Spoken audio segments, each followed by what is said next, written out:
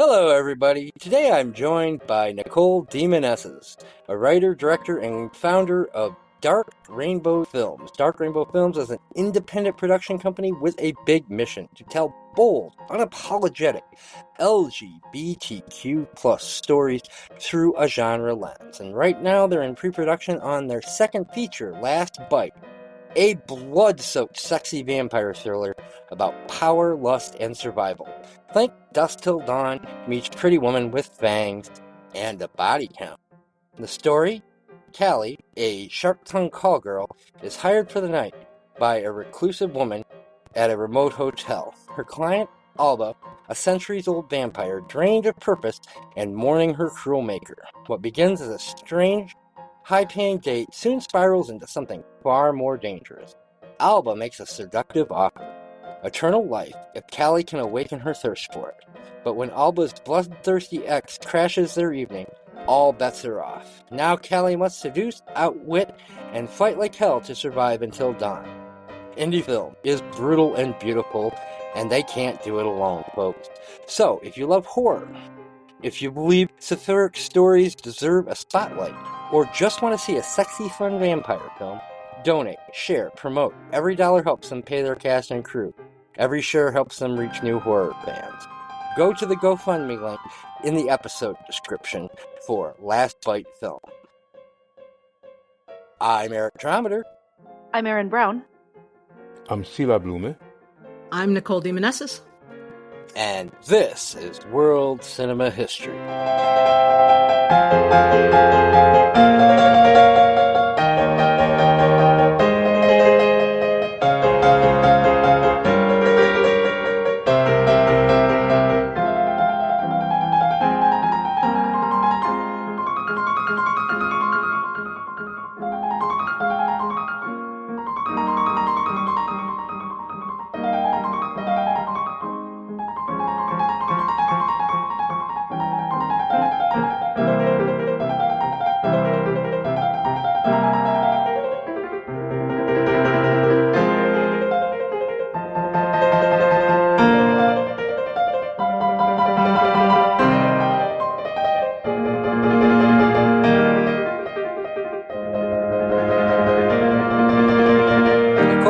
Film have you brought us? Well, thanks for having me, Eric. I'm really excited to bring you guys a really fun film. This film went to CineQuest in my neck of the woods near San Jose just last year. It's called Humanist Vampire Seeking Consenting Suicidal Person. It is a fantasy horror comedy drama, and it's French-Canadian. It delivers all the feels for a little vampire rom-com. I don't know about you, Erin, Sila, or Eric. I was just so happy watching this film, and so I'm really excited to talk about it today. I'll give a little brief overview about what the film is about for our listeners. Sasha is a young vampire with a serious problem. She's too sensitive to kill. When her exasperated parents cut her off of her blood supply, Sasha's life is in jeopardy. Luckily, she meets Paul, a lonely teenager with suicidal tendencies, and who is willing to give his life to save hers. But their friendly agreement soon becomes a nocturnal quest to fill Paul's last wishes before daybreak. So I thought this was a really fun romp. I was really rooting for this little odd couple. How is everyone else feeling? Erin, Sila, what were you feeling about this little sassy vampire rom-com? I thought it was really funny and really smart. It was a unique take on vampires. I love the idea that she was just too kind-hearted, didn't want to kill anybody, didn't want to hurt anybody. And it had a lot of really great moments like JP the vampire. I loved that whole bit. That they screwed up and now they're stuck with this loser. It was full of fun little moments like that. I really enjoyed it. Yeah, JP really was a one-night bite, right? Like, no one wanted to wake up next to that guy or let alone have to deal with him for, centuries. They played a lot with the vampire lore in this one because the vampires could age. And so the idea of being a teenage vampire was fun in that you got to really sit with the angst of being a teenager. But the film also is very clever and it explores themes around family, death, codependency, the idea that the parents want want her to be able to provide blood for herself is a fun kind of growing pain for her as a young vampire. But I did love the power struggle between her and her cousin vampire, and I was laughing so hard when JP had to go home with her.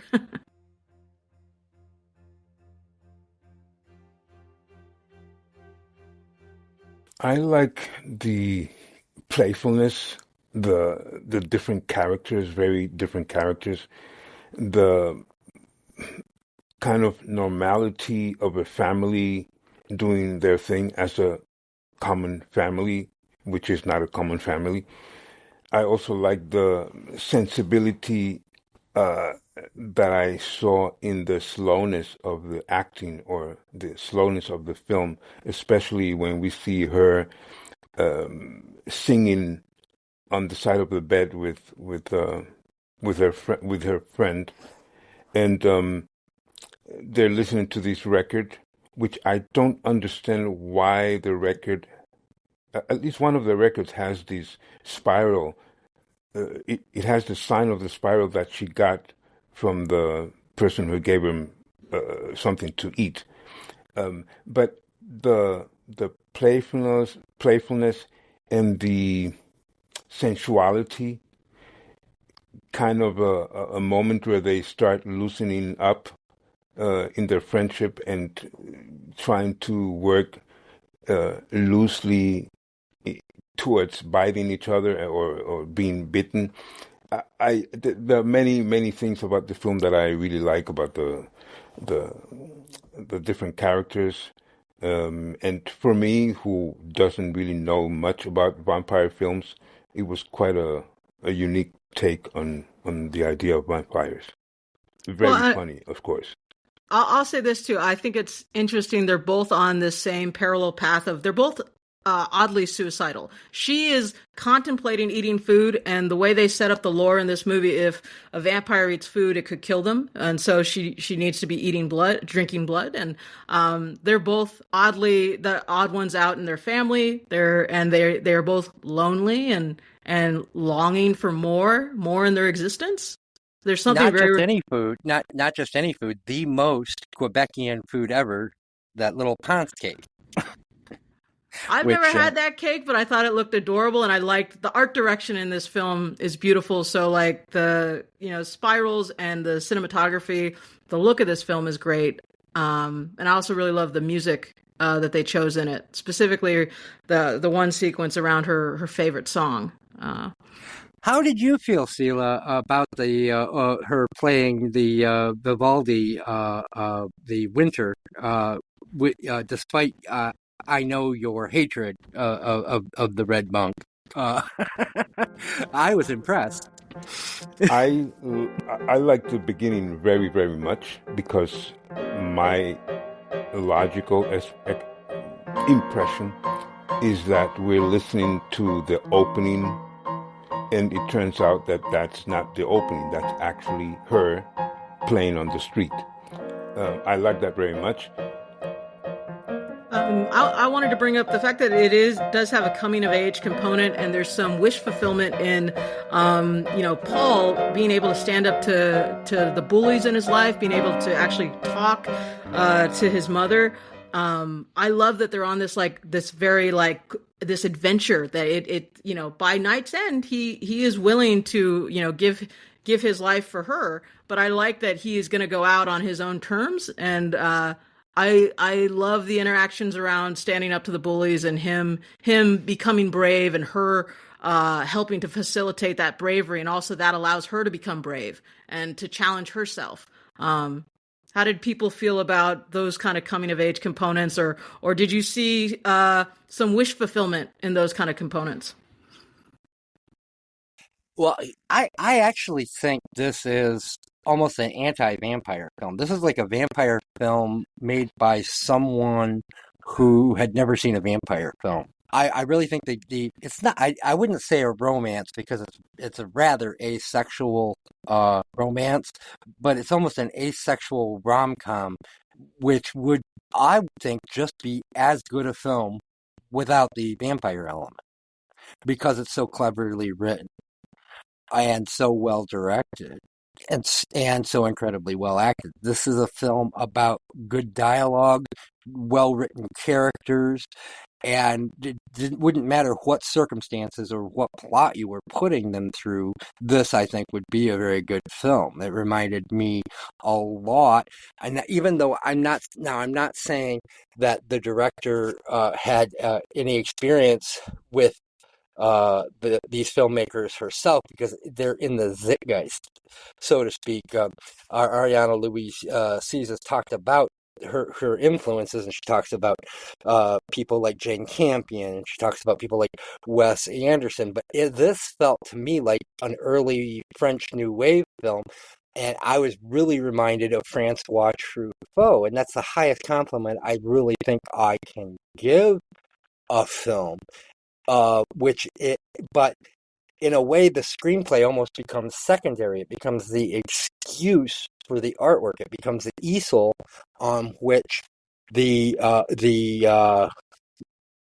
painting and the canvas is supported, and what you're actually focusing on is the skill of the painter, as opposed to the story that's being told. And I loved it for that. I loved it just as a piece of almost a Brooklyn cheer of a film from beginning to end. Eric, I'm just going to push back just a little bit because I think there's nothing more sexual than sharing fluids. And so the idea that he is willing to give up his life force, his blood for her, and that their relationship will culminate, that will be the literal climax of their, partnership, is if she is to actually take his life and drink his blood. So I think it's a very sexual film.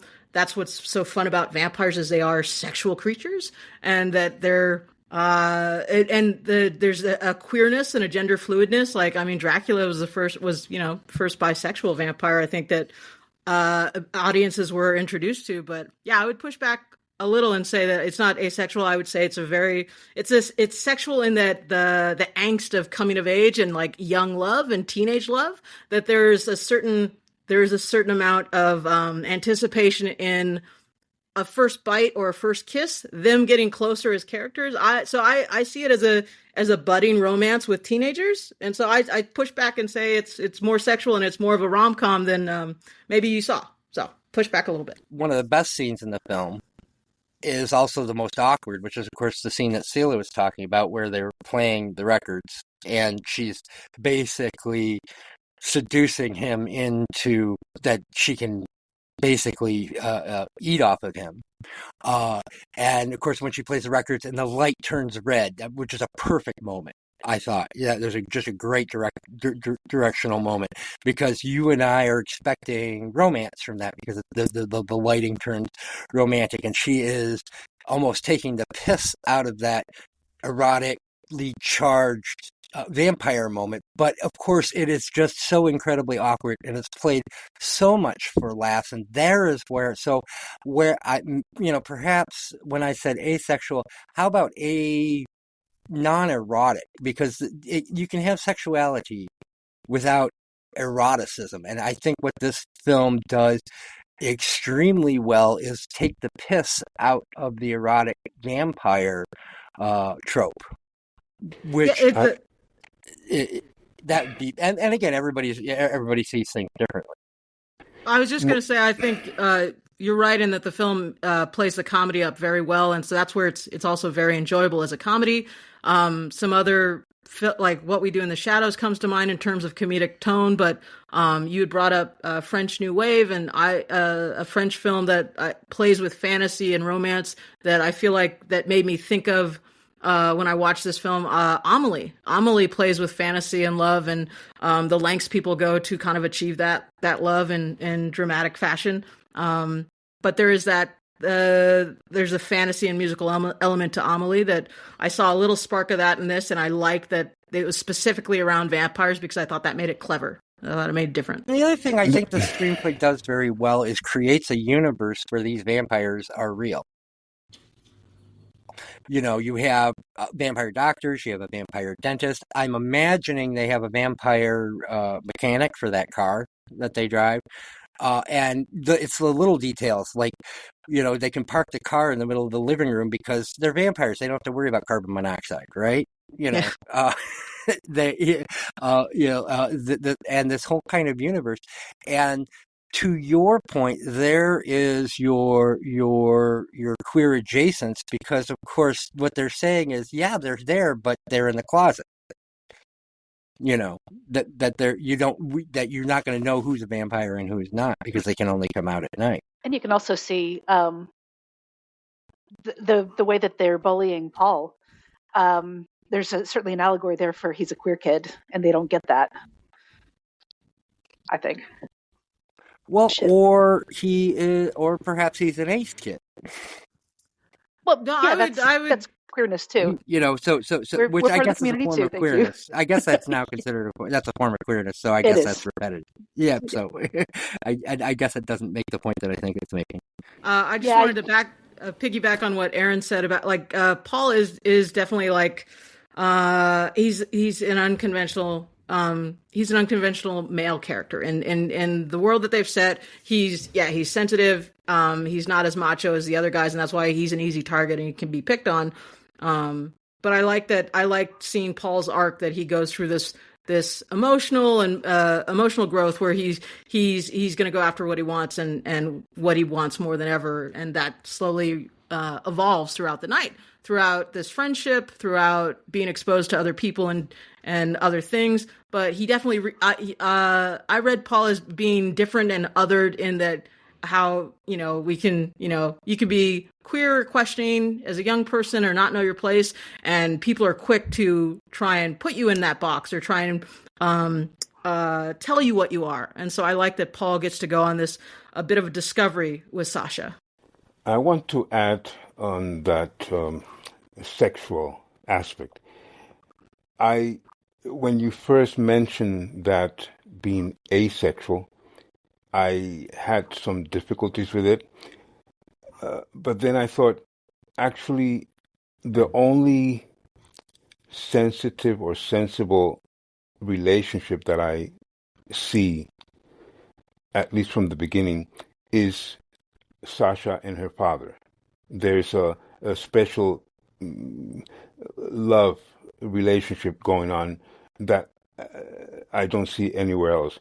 The rest I find very transactional. The transactionality of him giving up his life and she having to learn how to deal with this problem that she doesn't really want to kill, but the terminology of asexual or sexuality for me is not really so much there, because I see mostly there being transactional. However, like I said, and you repeated just now, that moment on the bed, that is extremely sensual. And when she does certain movements, even though it's very dark, and certain sounds, I found that also very, very sensual. Lequel tu choisirais, toi, si t'allais mourir?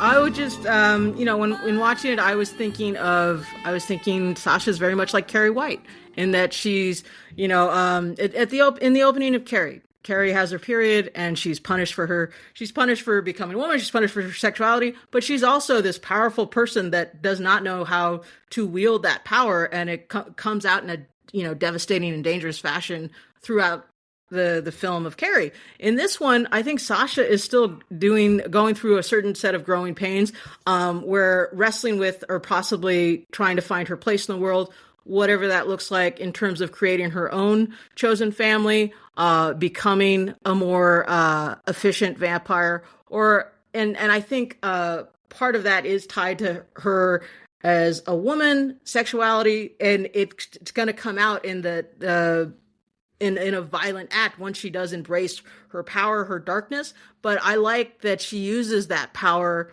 to protect the people she cares about. That's her arc.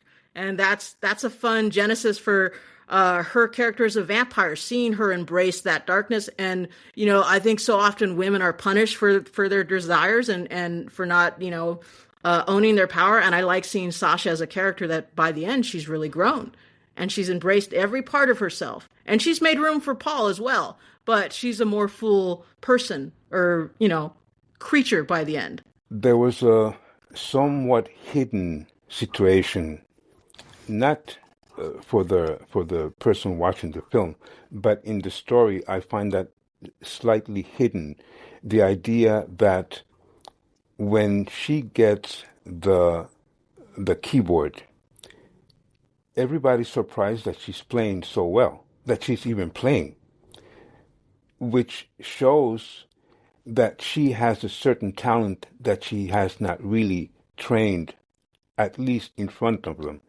She seems to have a certain talent, sensibility, and musicality, so that she starts playing in front of her family, and everybody's wondering why she.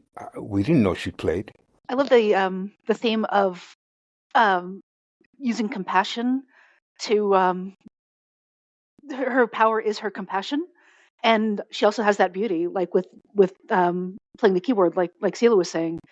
I love that was the theme throughout. She's good at being compassionate, being kind, and she's good at creating beauty. And she uses that at the end when she needs to feed. At the end of it, you see that she's using her music and her kindness as a way to help people, at the end of their life, to give them a peaceful way out. So they get what they want and she gets what she needs. Yes. I love that. I thought that was brilliant.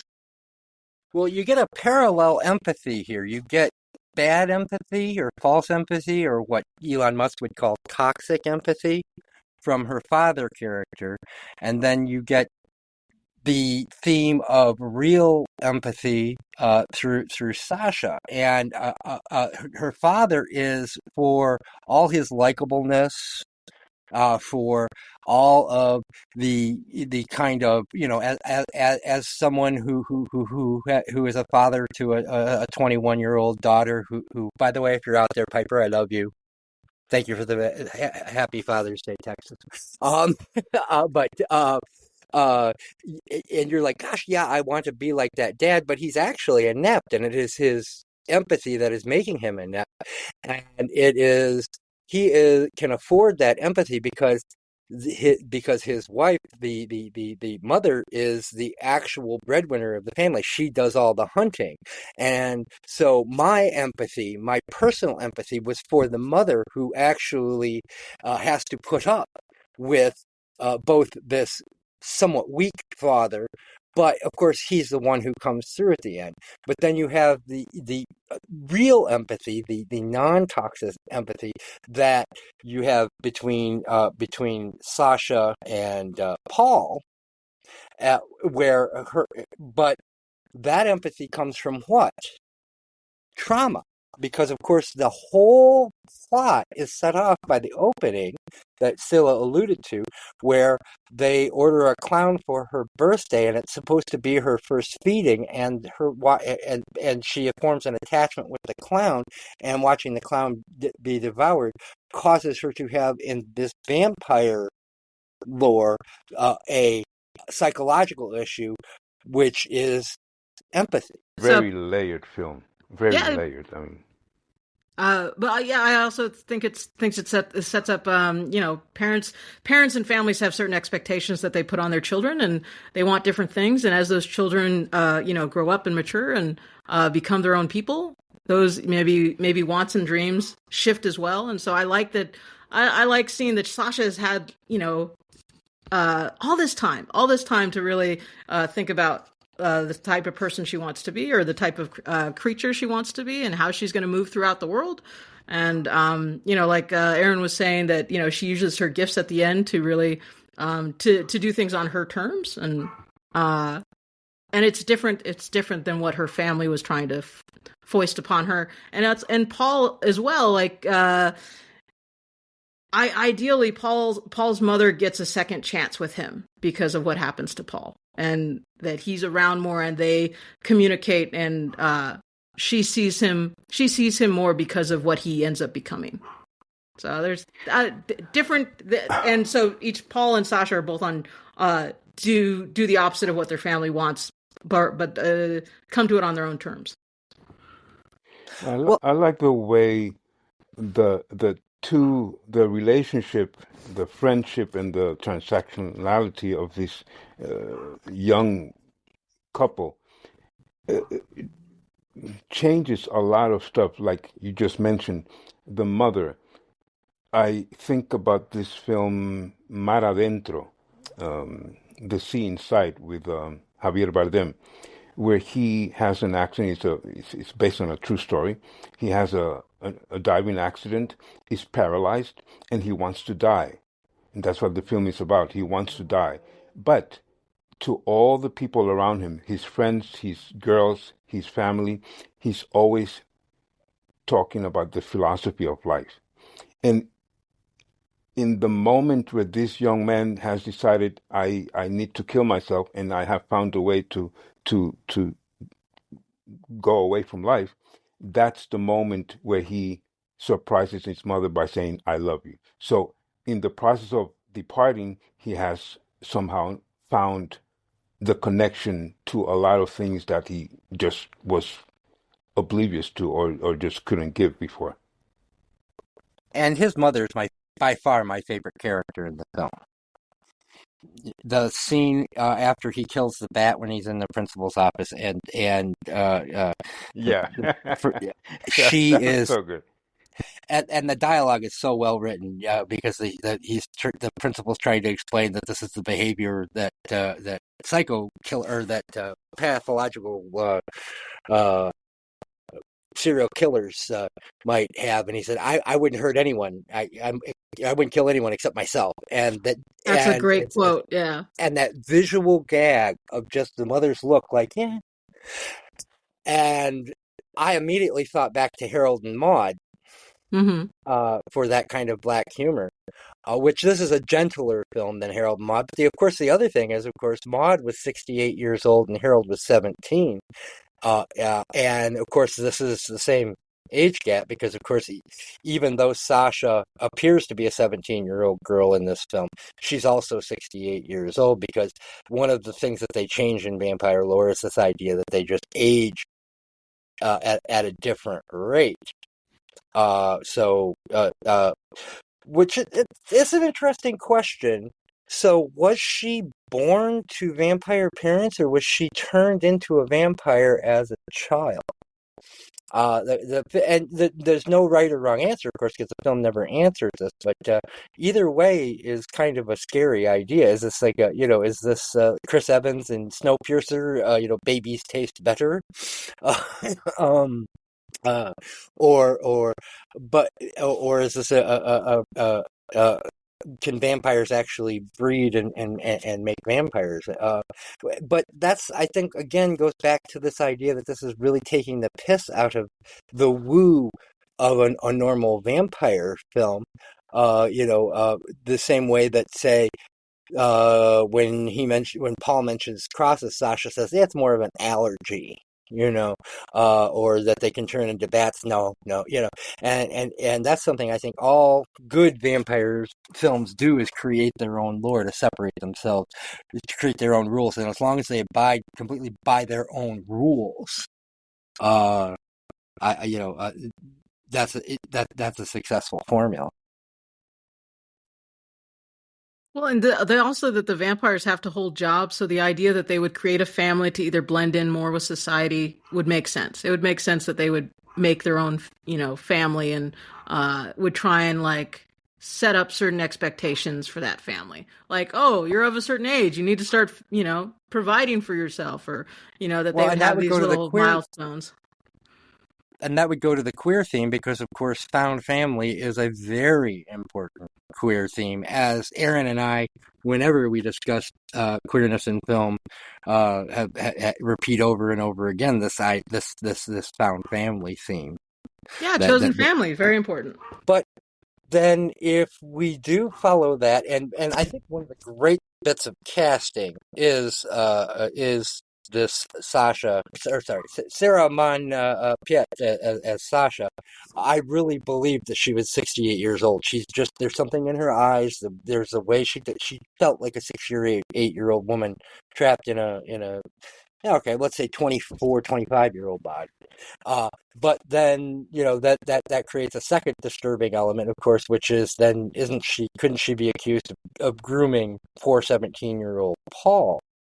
But then again, the film leaves things open enough because this more like a Grogu Baby Yoda, where yeah, she's been on Earth 68 years, they but they mature so much more slowly that she's actually at Paul's level. We don't get answers to these type of things, and that's left for the audience to figure out for themselves. Well, and Sasha is a very difficult character to play because she's very reserved, and so when she does break from maybe the norm of what's expected of her or deviates, it's shocking and it's unexpected. But the actress did such a great job playing it, close to her chest in a way where it allows the actor who played Paul to really shine because he's nervous and awkward, and he's the human element that we're following, but we're also waiting for Sasha to expose her fangs, her literal fangs, to show us that darker side. And that's why it's so humorous when she disobeys her cousin or does something unexpected like that. And I think that's also what added to the humor of the film. I also find very interesting at least the way I understand that role of Paul's. From the beginning, from the first time I see him, well, except when he's discovered the first time by her, when he's about to try to kill himself. But outside of that scene, I always see these very, very wide open eyes, which to me kind of contradicts what he's actually living like.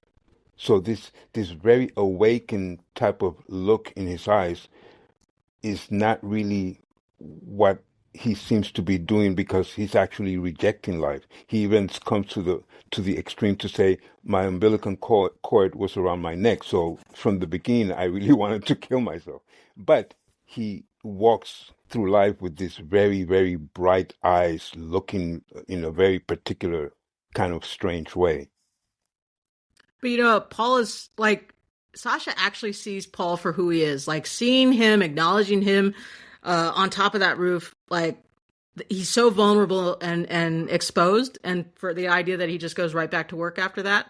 But no one else has actually seen him that close to, or the other ones who jokingly say, yeah, jump. If you're not going to jump, get back to work. But it's he's so exposed to Sasha where there's a kinship of oh my God, she might understand, or there might be some kind of connection that he does not get from anyone else. So that's a great way to introduce those characters. He's at his most vulnerable, and he has an idea of what he wants to do, but he's not able to do it on his own. And so it's a perfect partnership. You were saying, Sila, about it being transactional. It starts out that way, and then it develops into something more of a friendship, more romantic. But I think they earn their connection at the end. There's no doubt. But to something you just finished saying, the moment that Eric mentioned a few minutes ago, when he says, "I cannot kill anything, only myself," the look she gives him is like saying, "Wow, I didn't even know that you were depressed." That's the way I read it. So he has not connected to anything, to the point that she doesn't even know that he's depressed. They're both suicidal, though. Both Sasha and Paul are suicidal, and that's what brings them together. I mean the mother. No, His yeah, mother. Yeah, and that's, I think, why she's my favorite character, because you see the growth. She's the only one that grows out of the adults, that out of the not anyone in the film that's not Sasha or Paul. Yeah, that's true. Yeah, you actually see her growth, and she's also great in terms of it's not toxic in the way that in the way her empathy works. And the other thing that I really like is how that growth is handled is not with dialogue, but it's just simply shown when they show up to the nurse's office for the ending, where the mother is giving them a chance to survive by giving life-ending services to old people. But Nicole, if I could have a chance, can we talk a little bit about what this film has to say about suicide? Because if this film, I think, has a flaw, it is how it kind of yada yada yadas the moral implications of suicide. And I think, I'd like to know if that's something maybe that I'm just sensitive to. As Sila and Erin both know, I lost my twin brother to suicide about a decade ago, and so perhaps that's something, but that only triggered me. But the fact is that this film really doesn't have a moral point of view about the suicide element of it, which I I it. Or is that a flaw because this is a comedy and maybe perhaps that would be too weighty for the comedies to support? Oh, thank you for sharing about your own personal connection, Eric, to losing a loved one to suicide. This film is very clever in that I think tackling difficult subject matter with humor makes it easier to talk about. And so the idea of mental health in our society, there's a lot of people struggling with mental health issues. We, just all of us coming through COVID together and as a shared experience, and how people dealt with that, whether being separated from loved ones or partners, or just that it can be so isolating and lonely. And that loneliness is kind of an epidemic in modern society. I don't think I think you're right in that the film doesn't try and make a strict kind of point around either someone struggling with suicidal ideation.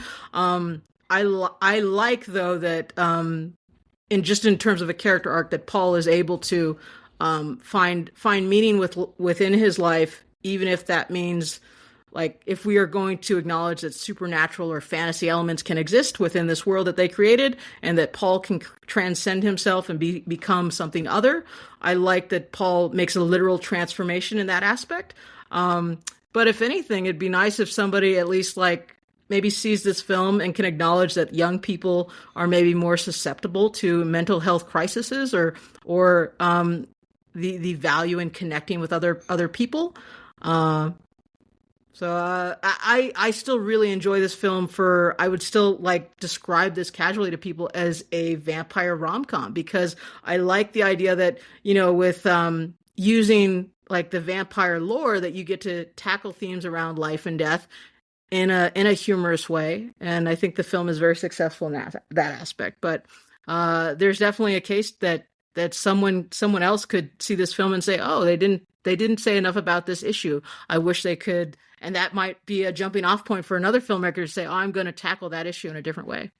I do like how they handle her suicidal ideation with the Pond's cake, and the way it's set up as a visual homage to Jonathan Glazer's great film Under the Skin, the cake eating scene from that, and the parallel between the two, that hit me very, very well. That I felt. I never really felt that it had a moral point of view on Paul's suicidal ideation, or on any of the end of life of its so-called happy ending. Which again, it's a comedy, and so I may be asking too much of it, but Yeah, that's what I want to add to that. That the situation of suicidal tendencies gets diluted by the humor in the point of him instead of dying, turning by accident into a vampire. So he goes through the process, and she goes through the process to kill him, but it just it doesn't work. So pretty much you get rid of the topic in that situation by making it humorous that he survived and becomes a vampire. Yeah, he went from wanting to end his life to wanting to live for 500 years. And yeah, you're right. That I was just going to say, Eric, the film does stick the landing at the end in the idea that somebody who maybe is terminal, wanting to die with dignity, and the idea that they would, welcome a vampire into their hospital room to help them facilitate that. It is. I think it's right at the tail end, but it's a case for assisted suicide, yes. or allowing people to die with dignity and choosing how that would look. So it's a small case towards the end, but it's definitely not the overall message in the movie. Well, and I love this film. Now, we don't do reviews. This is not a movie review podcast. We're not movie critics. I love this film. But what I loved about this film is it says what it is on the tin, and it is what it says on the tin. And it's the smallness of it that is what I love so much. But I love the dialogue and I love the characters, but I don't think the story is what I love about this film. I think the filmmaking is, for sure. The fact that it was shot in October in Montreal, where it fucking rains every day. Always. And that meant that if it didn't rain, they had to wet all the streets down. And the way the way the shots are lit, the use of the wide angle lenses for the exteriors and the telephotos for the interiors, and how it flattens them against the screen. The use of you can tell this was made for, I think, $2.5 million or something ridiculously small like that, or the equivalent of $2.5 million American dollars. But you can tell that they used tons and tons of light to achieve the dark effects. The set design. These are the things that I love about this film. I don't really love this story all that much. I think it's actually kind of a rather a slender story, but when you achieve something this small, this well, then that almost becomes an afterthought. And actually, if this had a heavier story or had a more complex plot, I don't think I would have been able to appreciate as much the technical virtuosity of this young director. That I really loved this story. There's something that's so nostalgic about a coming of age story, and I liked that they use genre to tell what usually is a familiar coming of age story. And I think, to your point, it is elevated by the technical aspects of the beautiful cinematography and production value, but this was like a warm hug because I love genre. I would have loved to seen this movie when I was younger. And so I don't know if that just has to do with, I do see this more as a romantic movie, and I like following female characters that go on certain journeys. And so I watched this movie specifically for this story. And so I think it's a little more clever than you're giving it credit for, but I did really enjoy the story. Here's what I like about it, which is that all the other female vampire films, or the big ones, even the Karnstein trilogy, which we did an episode on vampire lovers, Daughters of Dawn, all the famous lesbian vampire films or sapphic vampire films, or all the other female vampire films are male gaze films. And if you had no idea who this director was, the one thing that you would know after watching this film is this is a woman's point of view about female vampires, and that this was written by a pair of women, because it squeezes out almost, there is nothing male gazy about their relationship, about how they about the eroticism, any of these things. This is we are seeing a vampire film from a vantage point that we've never seen before. And so I will give you points for that in terms of the screenplay. I had never seen a vampire film told from this vantage point before. I agree with that too. And I agree with what Nicole was saying. I would have loved this film when I was a kid because it has a strong female protagonist, and you're seeing the story from her point of view, and there's no male gaze, and she has agency, and she gets to do what she wants to do, and it's funny, and it's fantasy, so it's vampires, but it's not scary. I've never been a huge fan of like horror films, so I like parodies of them, but I want some comedy in my horror, and this had a lot of comedy and not a whole lot of horror. It had great And world to that building. point, Erin, no camp. This is not camp comedy. This is Yeah, a sophisticated dark comedy. This yeah, isn't this isn't Dracula loving Dead and Loving It God, yeah, or Renfield. yeah, yeah. No, it's a really smart and unique comedy with vampires, and it's like if I had to list vampire movies I like, it would be like this and What We Do in the Shadows would be like right on par with each other because they're both so great. But yeah, I love Nicole, that. would you come back when we do what we do in the shadows? I'm going to introduce you again to Erin Brown, who is the largest Reese Darby fan on the. And again, Reese, if you're listening, come give Erin a hug. Yes, please. I love I that would love film. I'd love to come back for it. Sweet. I gotta give a Excellent. shout out though to Near Dark is one of my favorite vampire movies. So, it had the unfortunate it came out around the same time as Lost Boys, and so everyone went to see Lost Boys. But I still have a soft spot for Near Dark, and I wish more people would watch it. And it was definitely the better of the two. Better acted, better directed, better written. They both can exist, and they both can be wonderfully different, but I just think it got lost in the shuffle, and it's one of my favorite Catherine Bigelow films. Bill Paxton is so fucking cool in it, and I think the romance really works in that film as well, and it's like a gothic western, and it's just an overlooked film, and I wish more people would watch it. I, on the other hand, consider Lost Boys to be a punishment every time I am forced to watch it by anyone. So I think I have some nostalgia for Lost Boys, and because I live near Santa Cruz, they play it every summer on the beach, and so I can appreciate the fandom and a good sexy saxophone player every now and then. If there was a film I should be sentimental about, it would be Lost Boys because it came out when I was 17 years old. It was the film I took my first girlfriend to see on the night I lost my virginity, and I still hate it. The vampire mullet is a little hard to take in, but it's still Kiefer Sutherland again. Cool factor. There's a lot of fun things going on. It's the makeup effects and everything that went into it. They were so blind making those films because the glass and the contacts were making it hard for them to see, but still think it's a fun film. Joe Schumacher couldn't direct his way out of a paper bag. The dot lighting is dodgy. The staging is dodgy. Every performance is way over the top. The best thing is the old man in that film. You know what I hate that, but yeah, I have attempted several times to reconnect with that film. I cannot get over how technically inept it is. I just can't. It's just. Agree to disagree on that one, Nicole, I'm afraid.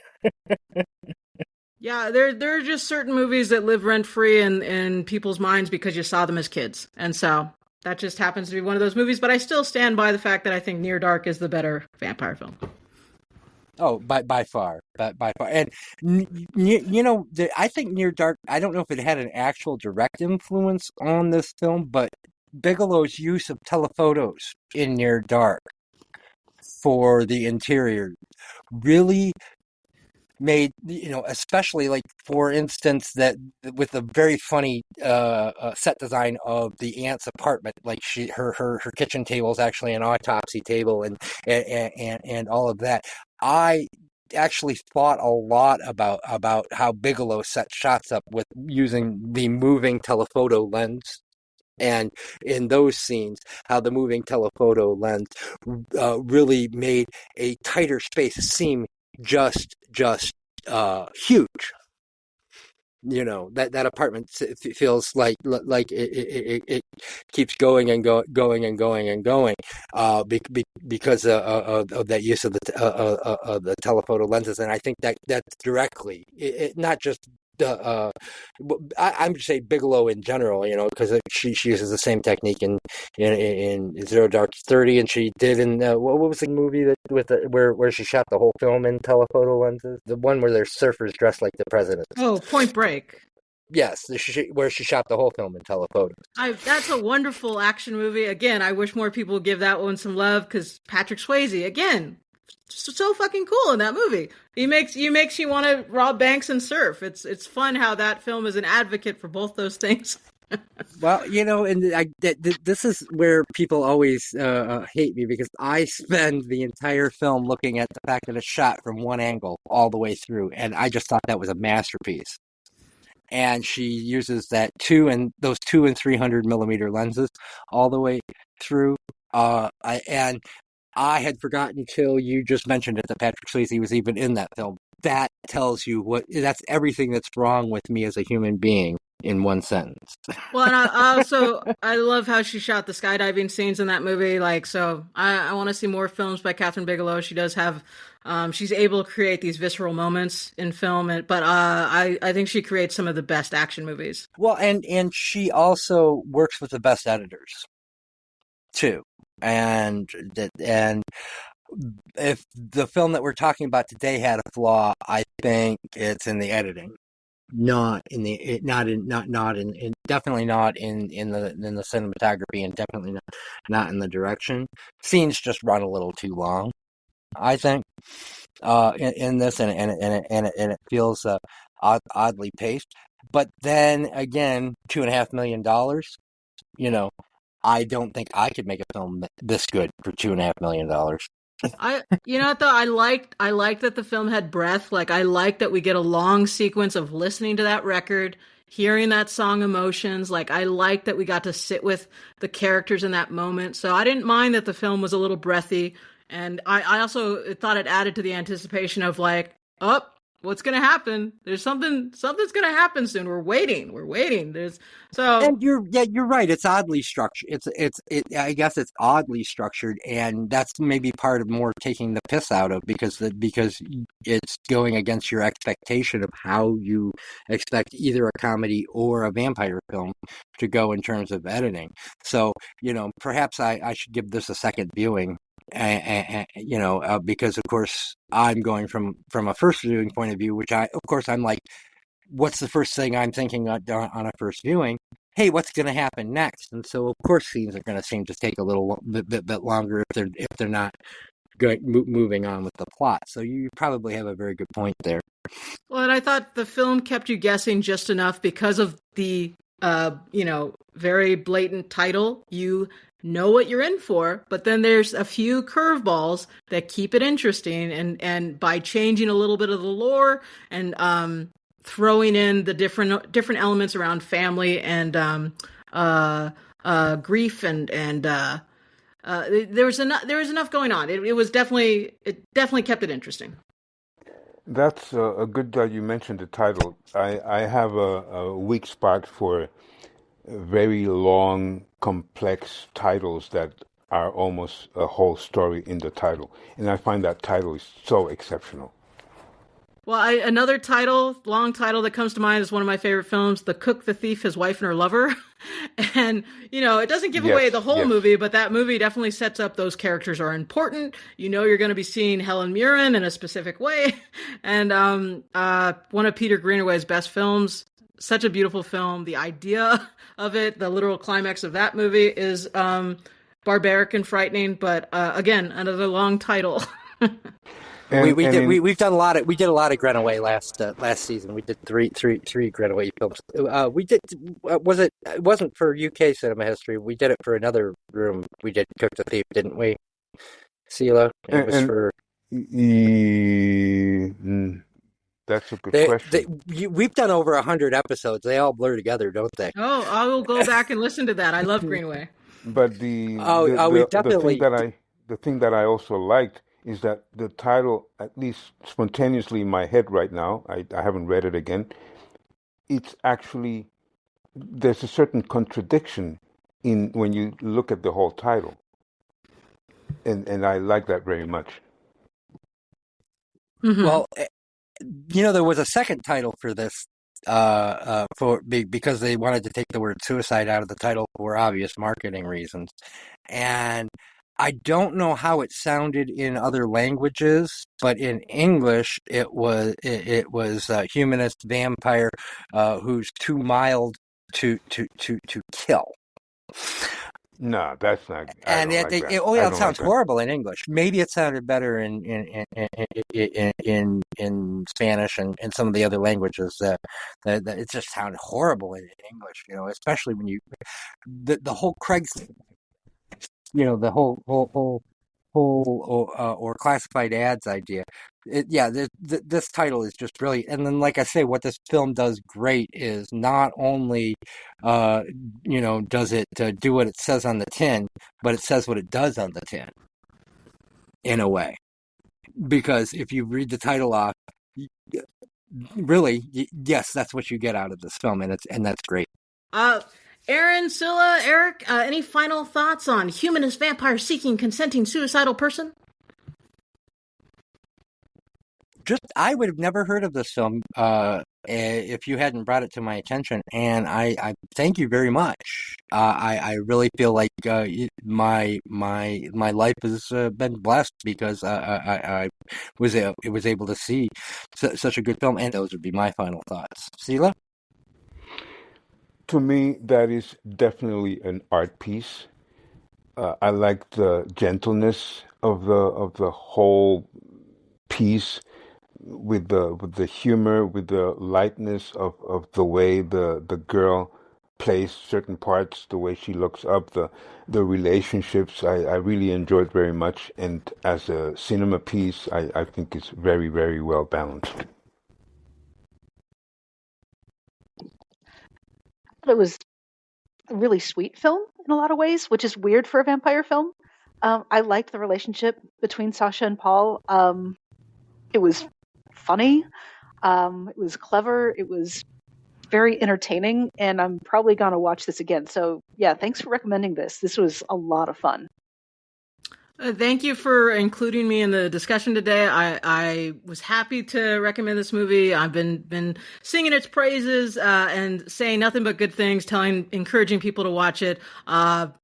I had to watch a bunch of vampire movies for my MFA program, and this was top of my list as one of the funnest ones that I watched. And so I'm glad you guys enjoyed it. And I congratulations to everybody who worked on the film. I really am looking forward to following their work, and really, really enjoyed this little film. Nicole, where can people find you online, and can we get your fundraiser link again? You can find me at Dark Rainbow Films on Instagram, darkrainbowfilms.com. We currently have a GoFundMe right now. If you look up sapphic vampires or lesbian vampires on GoFundMe, it is the first one that pops up. The title on GoFundMe is "Help Us Bring Our Sapphic Vampire Feature Film to Life." So I want to acknowledge that there's a lot going on in the world, and it can be a scary time, but this is the way we fight back.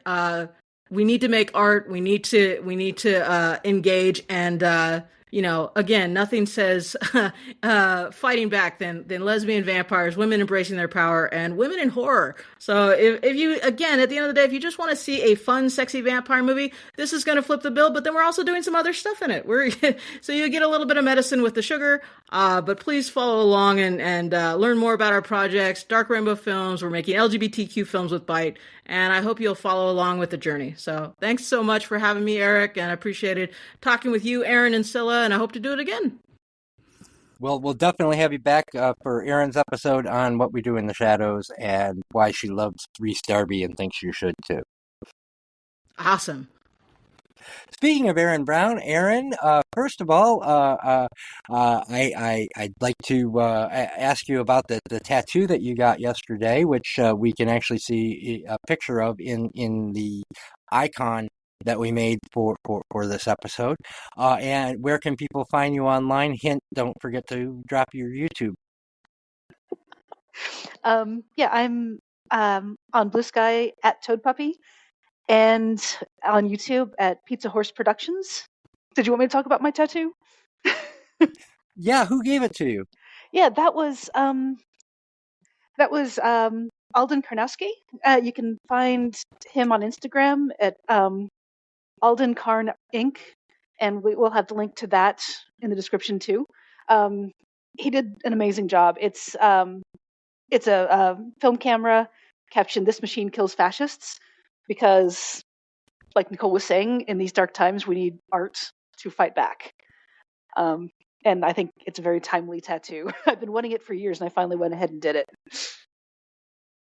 And before we get to Sila, what are we going to be watching next week? Because I believe it's your week to pick. Yeah, we're going to be watching Bedrooms and Hallways. It's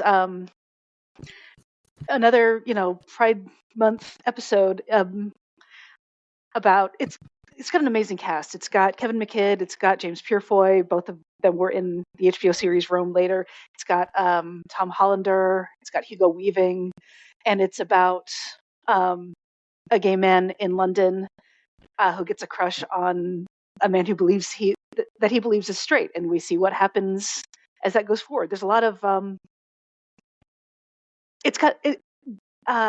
biphobia and bi-erasure are a big part of it too, and so we'll get into that next week. It'll be a lot of fun. Oh, I love that film. I just saw Rose Trichet at the Quagmap Film Festival, and she talked a little bit about that film, about Go Fish, and then all her television stuff. But yeah, not a lot of people talk about that one. She made it right after Go Fish. It's a great film. Awesome. And there's also a Sav Rogers connection there. So, what one happy family. Sila Blume, where can people find you on the internet? Sila Blume. .life. Yes, that's the website. That's where I show most of the pictures I take, even though I'm not a photographer. Some of my thoughts, and of course the list of the people I like to celebrate on their birthdays. Almost every day there's somebody that I want to help us remind of their work. silablume.life. Thank you. And I'm at ETROMMATER on the artist formerly known as Twitter. If you're watching this on YouTube, please take a moment to subscribe. If you're listening on Apple or Spotify, please take a moment to subscribe and write us a review. And if you want to follow us over at YouTube, we are at World Cinema Hist. And if you want to see what Erin Brown is up to, you can stop by her YouTube, which is called Pizza Horse Productions. Thank you, everybody, and have a great night.